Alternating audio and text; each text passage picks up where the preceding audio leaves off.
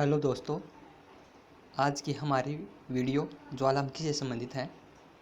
ज्वालामुखी क्या होते हैं, ज्वालामुखी क्यों आते हैं, ज्वालामुखी का उद्गार कहाँ से होता है, इसके बारे में सब अध्ययन करेंगे।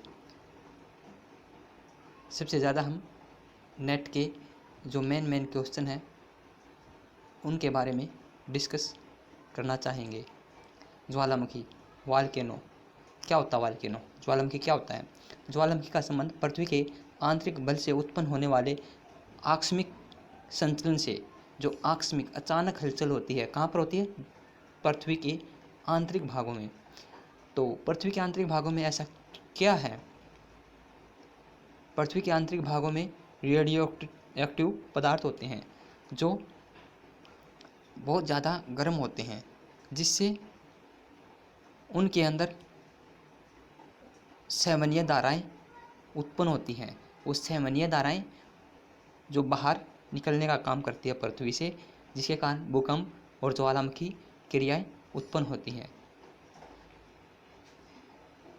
पृथ्वी की सबसे ऊपरली परत भूपर्पट्टी, उसके नीचे जैसे दुर्बलता मंडल के नीचे लावा, मैग्मा, जो पृथ्वी से बाहर आता है उसे लावा बोलते हैं, जो पृथ्वी के अंदर है उसे मैग्मा।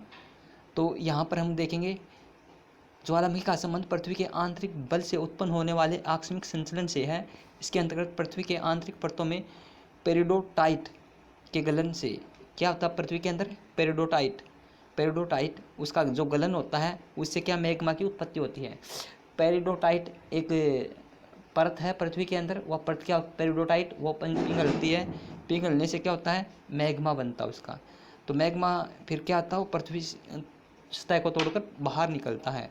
यही मैग्मा पृथ्वी की आंतरिक परतों को तोड़ते हुए सतह पर पहुंचता है, तो इसे लावा की संज्ञा दी जाती है। लावा क्या होता है, एक मैग्मा जब बाहर निकलता है उसे लावा बोलते हैं। लावा इसलिए बोलते हैं कि उसके अंदर से जो गैस होती हैं वो बाहर निकल जाती हैं, लास्ट में बच जाता है लावा। ज्वालामुखी क्रिया के अंतर्गत लावे के अतिरिक्त गैस, राख और तरल पदार्थ भी पृथ्वी की सतह पर पहुंचते हैं। कौन कौन से पदार्थ पृथ्वी की सतह पर पहुंचते हैं, गैस, राख, तरल पदार्थ।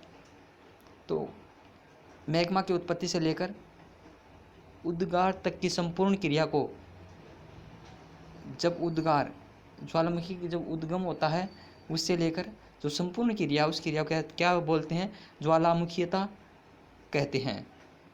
तो ज्वालामुखीय क्रिया में सबसे अधिक क्या निकलती है, जल वाष्प गैस निकलती है। तो ज्वालामुखी से जल वाष्प के अलावा और carbon dioxide, sulphur dioxide, hydrogen तथा नाइट्रोजन जैसी कई अन्य गैसें भी निकलती हैं। सबसे ज़्यादा कौन सी गैस निकलती हैं, जल वाष्प। तो ज्वालामुखीयता के कारण क्या होते हैं, पृथ्वी की जो आंतरिक परतों में रेडियो एक्टिव तत्व या होते हैं, उसके विघटन के फलस्वरूप अत्यधिक ताप के कारण सेवनीय धाराओं की उत्पत्ति होती है। सेवनीय धाराओं की जो उत्पन्न होती है उससे क्या होती है, जो प्लेटों के संचलन होते हुए क्या प्लेटों का संचलन क्या होता है, प्लेटें आपस में गति करती हैं, मोमेंट होता है प्लेटों के अंदर। जो मोमेंट होता है तो क्या होता है, लावा बाहर निकलने का काम करती हैं, जिसे प्लेट टूटने का काम होता है। तो सेवनीय धाराओं के प्रभाव से क्या तीन तरह की गति होती है, तीन तरह की। कौन सी, अपसारी गति, अभिसारी गति, समानांतर गति की प्लेटों के अंदर तीन गति होते हैं। जो ज्वालामुखी में दो तरह की मतलब गति पाई जाती हैं। जो संचलन है दो तरह के होते हैं, कौन से होते हैं, अपसारी और अभिसारी। ज्वालामुखीयता के में केवल अपसारी अभिसारी दो तरह के संचलन होते हैं, इनका संबंध होता है। अपसारी प्लेट जो सीमांत पर प्लेटों के एक दूसरे के विपरीत संचलन होने से भ्रंश की क्रिया के फलस्वरूप दबाव में कमी के कारण शांत दरार प्रकार की ज्वालामुखी की क्रिया संपन्न होती है। जो अपसारी प्लेटों के किनारे तो शांत ज्वालामुखी की क्रिया होती है। जो महासागरीय बेसाल्ट लावे में महासागरीय जो कटक है उसका निर्माण होता है, जैसे मध्य अटलांटिक कटक मध्य अटलांटिक कटक है, ये मध्य अटलांटिक कटक यहाँ है, मध्य अटलांटिक कटक इसमें। तो वही महाद्वीपीय क्षेत्र पर बेसाल्टिक पठार या दक्कन का पठार का विकास होता है। तो ये किसके कारण होता है? ये कौन सी प्लेट होती है? अब सारी प्लेट जो के कारण। अभी सारी प्लेट सीमांत पर अत्यधिक घनत्व वाली प्लेट का कम घनत्व वाली प्लेट के नीचे, अधिक घनत्व वाली प्लेट या कम घनत्व वाली प्लेट के नीचे अधिक गहराई में विक्षेपण होने से तापमान और दाब की अधिकता के कारण क्या मैग्मा की उत्पत्ति होती है। क्योंकि जो बाहरी प्लेट होगी वो नीचे चली जाएगी, क्योंकि वो अधिक गर्मी के कारण क्या पिघल जाएगी, पिघलने के कारण लावा का वो मैग्मा का में परिवर्तित हो जाएगी। फिर उसके बाद मैग्मा पृथ्वी की जो आंतरिक जो परतें हैं, जो उन परतों को तोड़कर बाहर निकलने का काम करता है। क्या है ये? विक्षेपण होने के कारण ताप व दाब की अधिकता के कारण मैग्मा की उत्पत्ति होती है। जब यही मैग्मा पृथ्वी की आंतरिक परतों को तोड़ते हुए सतह पर पहुंच आता है तो महाद्वीपीय क्षेत्र में ज्वालामुखी पर्वत जैसे कि एंडीज पर्वत श्रृंखला के ज्वालामुखी और महासागरीय क्षेत्र के ज्वालामुखी द्वीपों का निर्माण होता है। तो ज्वालामुखी वैसे देखा जाए तो 3 प्रकार के होते हैं: सक्रिय ज्वालामुखी, सुषुप्त ज्वालामुखी, मृतक ज्वालामुखी।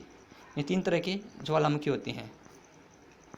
ज्वालामुखी अगर देखा जाए तो ज्वालामुखी विषयों के आधार पर देखा जाए तो प्लेट विवर्तन के आधार पर ज्वालामुखी 3 तरह के होते हैं। सबसे ज़्यादा ज्वालामुखी अभिसारी प्लेट किनारों के पास आते हैं। सबसे पहले हम यूजीसी नेट की परीक्षा के इम्पोर्टेंट क्वेश्चनों की तरह को देखते हैं। तो सबसे पहले प्लेट शब्द तो जो विल्सन ने दिया था, प्लेट विवर्तन की सिद्धांत मॉर्गन ने दिया था। प्लेट मोमेंट करती हैं, गति करती हैं, अपसारी, अभिसारी और समानांतर तरीके से। अपसारी अभिसारी किनारों पर ज्वालामुखी क्रियाएं उत्पन्न होती हैं। प्लेट विवर्तन के आधार पर 80% ज्वालामुखी विनाशकारी किनारों से आते हैं, 15% रचनात्मक किनारों से और 5% आंतरिक भागों में पाए जाते हैं, जिनका विभिन्न ज्वालामुखी पेटियों के रूप में विभाजन निम्नलिखित है। प्रशांत महासागर, इसको बोलते हैं रिंग ऑफ फायर। प्रशांत महासागर को रिंग ऑफ फायर का नाम दिया जाता है। जो उत्तरी अमेरिका के अंदर ज्वालामुखी रेनियन, हुड, शास्ता। अगर हम देखा जाए तो विश्व में विभिन्न प्रकार के ज्वालामुखी Ojos del Salado Argentina Chile में है, एरेनल इराजू कोस्टोरिको में, Krakatoa Indonesia, Cotopaxi Ecuador, Kilauea Hawaii द्वीप, Kilimanjaro Tanzania, mount Cameroon, mount Lamington Papua New Guinea, mount Etna Sicily, mount Erebus Antarctica, mount Saint Helens संयुक्त राज्य अमेरिका, mount Pinatubo Philippines, mount Rainier संयुक्त राज्य अमेरिका, Mauna Loa Hawaii द्वीप, mount Kelimutu Indonesia, Fujiyama Japan, Chimborazo Ecuador, Vesuvius Italy के अंदर कौन सा है? विसुवियस चिम्ब्राजो इक्वेडोर के अंदर, माउंट ताल फिलीपींस के अंदर, माउंट पोपा म्यांमार, स्ट्राम्बोली लिपारी द्वीप के इटली के अंदर, लिपारी द्वीप वहाँ पर स्ट्राम्बोली पाया जाता है, देवबंद ईरान के अंदर, टक्काना ग्वाटेमाला व Mexico, Katmai Alaska, mount Shasta mount Hood संयुक्त राज्य अमेरिका में, Mayon Philippines, Hekla Laki Iceland, Lassen Peak संयुक्त राज्य अमेरिका, Semeru Indonesia, Merapi Indonesia, Colima Mexico, Sabancaya Peru, Elburz Iran, Kinabalu Malaysia, Aconcagua Argentina. यहाँ पर हम ज्वालामुखी का विश्व वितरण के बारे में अध्ययन करते हैं तो प्रशांत महासागरीय पेटी में कौन से पाए जाते हैं। अगर देखा जाए तो 2/3% भाग पर यहाँ पर प्रशांत महासागरीय पेटी में ज्वालामुखी पाई जाती है, परंतु इस पेटी को क्या कहा जाता है, अग्नि वलय पेटी, रिंग ऑफ फायर। तो इस पेटी में माउंट इरेबस जो अंटार्कटिका से लेकर दक्षिणी अमेरिका के एंडीज पर्वतमाला व उत्तरी अमेरिका की रॉकी पर्वत से लेकर अलास्का, पूर्वी रूस, जापान, फिलीपींस से होते हुए मध्य महाद्वीपीय पेटी में मिल जाती हैं। रिंग ऑफ फायर प्रशांत महासागर में भूकंप और ज्वालामुखी के प्रभावित लगभग 40,000 किलोमीटर के क्षेत्र में घोड़े के नाल के आकार में फैले हुए एक विस्तृत क्षेत्र में है। धन्यवाद।